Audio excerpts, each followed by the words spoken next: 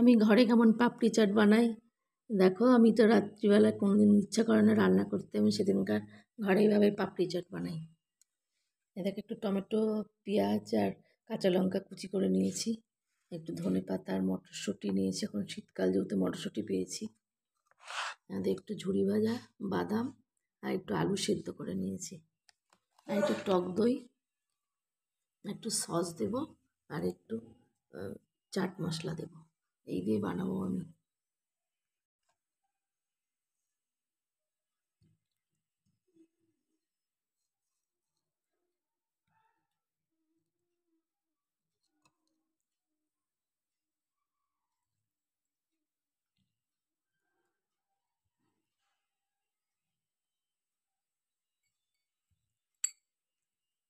Tomato কুচি, পেঁয়াজ কুচি আর কাঁচা লঙ্কা কুচি দিয়ে দিলাম।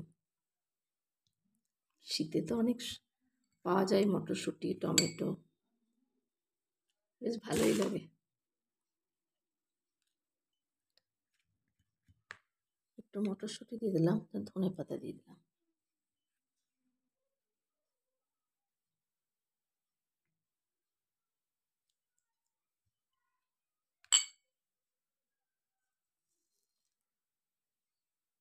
একটু বাদাম ভাজা,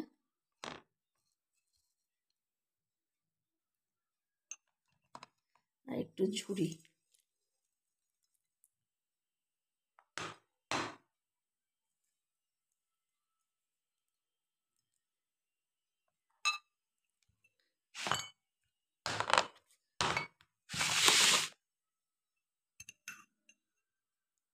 একটু দই দিয়ে দিচ্ছি।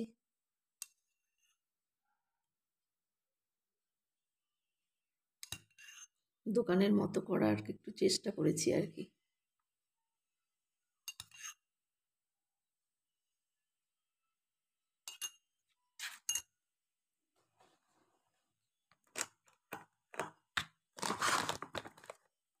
একটু সস দিয়ে দিচ্ছি।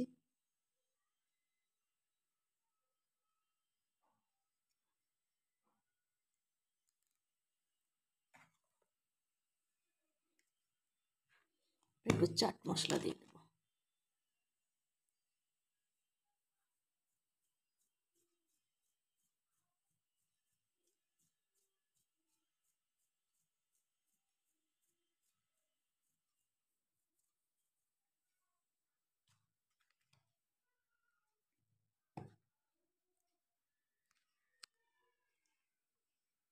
দেখো আমার পাপড়ি চাট রেডি।